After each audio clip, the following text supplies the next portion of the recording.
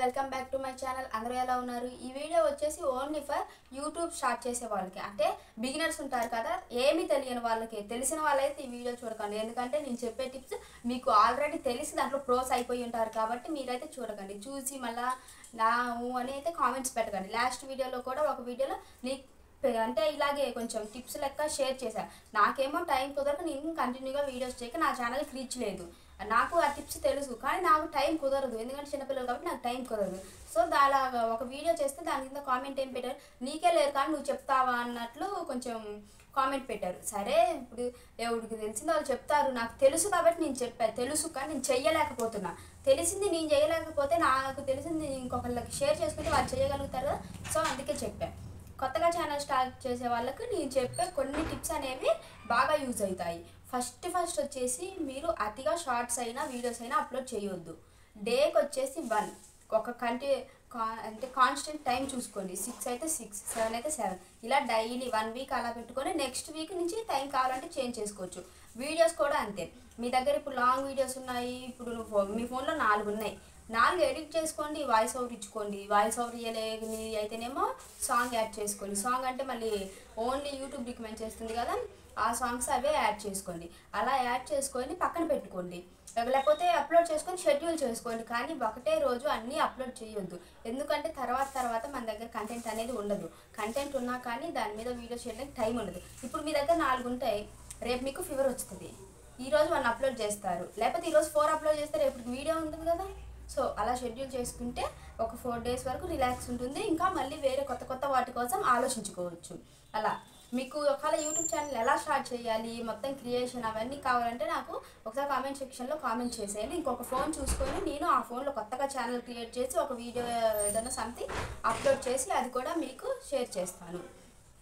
ఇలా మళ్ళీ షార్ట్స్ పెట్టేటప్పుడు యూట్యూబ్ రికమెండ్ చేసి ఇప్పుడు ట్రెండింగ్లో ఉన్న సాంగ్స్ ఉంటాయి కదా, ఆ సాంగ్స్ని సెలెక్ట్ చేసుకొని అది సాంగ్ పెట్టి సాంగ్ మొక్కల మీద ఏదైనా వాయిస్ ఓవర్ ఇచ్చేది అది ఇంపార్టెంట్ అయితే ఏం చేస్తారు, అక్కడ మళ్ళీ అడ్జస్ట్ చేసుకునేది ఉంటుంది. సాంగ్ ఎంత వినిపించాలి, మన వాయిస్ ఎలా వినిపించాలి, మీకు కావాలంటే సాంగ్ లైట్గా వినిపించేటట్టు పెట్టుకోవచ్చు, అది సాంగ్ మొత్తం తీసేసి మన వాయిస్ వినిపించేది.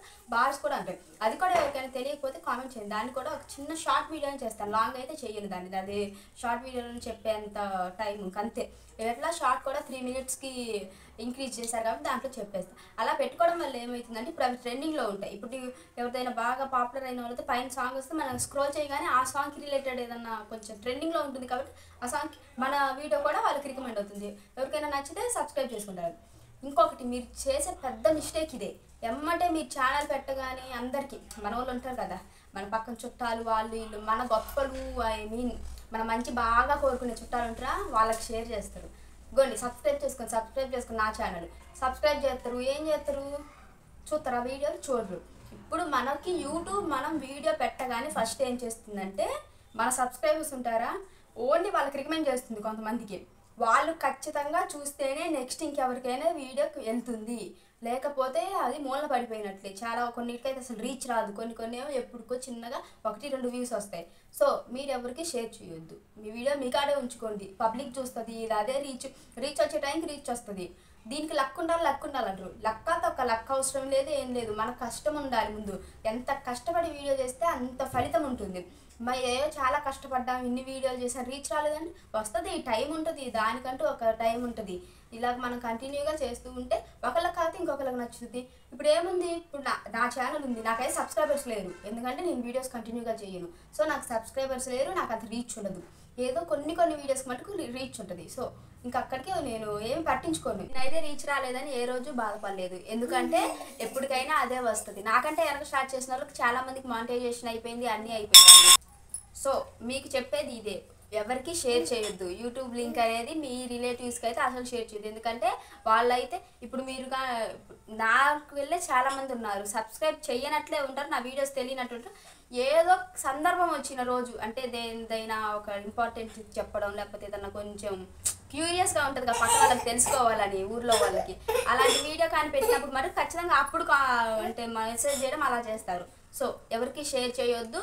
షార్ట్స్ ముందు మెయిన్గా షార్ట్స్ అనేవి ఎక్కువగా అప్లోడ్ చేయండి, ఎందుకంటే షార్ట్స్ వల్ల రీచ్ వచ్చిన తర్వాత మీ షార్ట్స్ బాగా నచ్చి తర్వాత లాంగ్ వీడియోస్ కూడా చెక్ చేసి వీడియోస్ చూస్తారు.